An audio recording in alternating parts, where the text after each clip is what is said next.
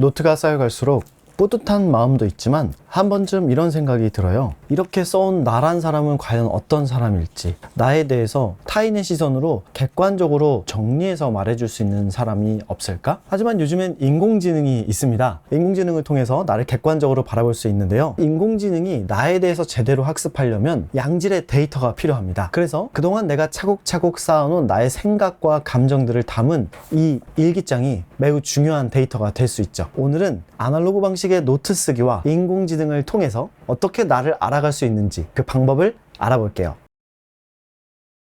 매주 정해진 요일에 내가 일주일 동안 썼던 일기를 모아서 챗봇에게 학습을 시키는 건데요. 자, 지금부터 제가 쓴 일기를 어떻게 인공지능한테 학습시키는지 그 방법을 천천히 보여드릴게요. 먼저 첫 번째는 평소에 일기를 좀 써 놓으셔야겠죠. 썼던 일기들을 돌아보면서 일주일에 한 번씩 정해진 시간에 일기를 사진을 찍어서 학습을 시키는 겁니다. GPT를 켜고요. 새로운 창에다가 이렇게 프롬프트를 작성하는 거죠. 지금부터 이 채팅방에 올리는 내용은 대한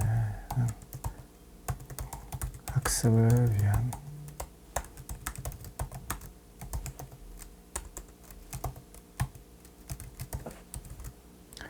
별도의 지시가 있을 때까지 질문하거나 제안하지 말고 그냥 학습만 해줘. 이렇게 올려놓으면 별도의 지시가 있을 때까지 학습만 하겠다 라는 세팅을 먼저 해놓고요. 이 방에다가 내가 기록한 일기장을 사진을 찍어서 업로드하는 겁니다. 사진을 찍을 때는 핸드폰을 사용하는 게 편하니까요. 이 핸드폰에도 GPT를 깔아 놓으시고 방금 했던 그 채팅방으로 들어가서 찍은 사진을 이렇게 골라서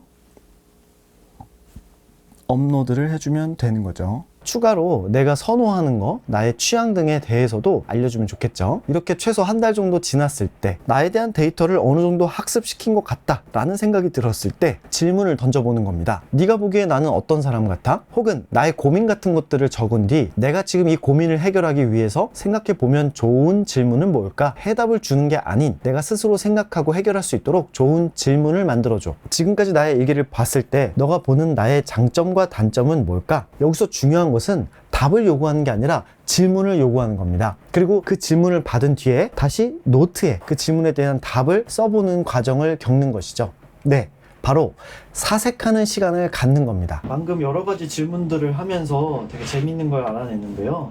GPT가 저한테 저는 사유를 충분히 하고 있으니 행동으로 전환시키는 질문들을 해야 된다 라고 12가지 질문들을 저에게 주었습니다. 부터 그걸 가지고 좀 써볼게요.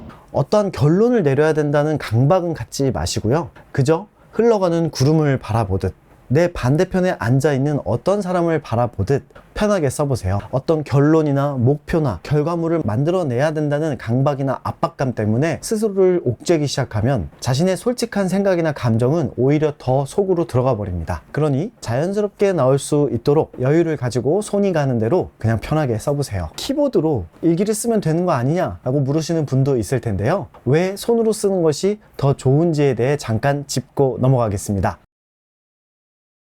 소소한 취미로 진화심리학을 공부하고 있는데요. 처음 받았던 충격은 수십만 년의 진화를 거쳐 탄생한 현대 인류가 최고의 버전은 아니라는 겁니다. 굳이 버전을 따지자면 석기시대 조상과 동일한 수준이라고 하네요. 그래서 우리는 몸을 움직이고 손을 써서 생각하는 것에 익숙합니다. 진화라는 긴 시간의 눈으로 바라봤을 때 키보드나 모니터라는 도구는 아직 우리에게 익숙한 도구가 아닙니다. 실예로 2024년 2월 노르웨이 과학기술대 오드리 판데르 메이르 교수팀이 실험한 결과에 따르면 키보드보다 펜과 노트를 쓸 때 뇌의 연결성이 더 높아진다라는 연구 결과도 있습니다. 이런 객관적 사실도 중요하지만 오랫동안 노트를 써왔던 저의 개인적 경험도 중요한데요. 20년 넘게 노트 쓰기를 해온 저의 경험을 바탕으로도요, 확실히 키보드보다 노트 쓰기가 좋습니다. 어떻게 좋냐? 키보드를 사용할 때는 다른 사람과 소통할 때는 편하지만 나라는 사람과 소통할 때는 거짓말이 끼거나 진솔해지지 못하는 경향이 있었다는 거예요. 노트와 만년필을 가지고 쓸 때에만 무언가 더 솔직해지고 깊은 대화를 나눌 수 있었습니다. 그리고 뭔가 머릿속에서 잡념이나 다른 생각이 들지 않는 경험도 했고요. 그리고 한때 에버노트를 통해서 약 1년 동안 디지털 기록을 했던 적도 있습니다. 있습니다. 그때의 경험을 다시 생각해 보자면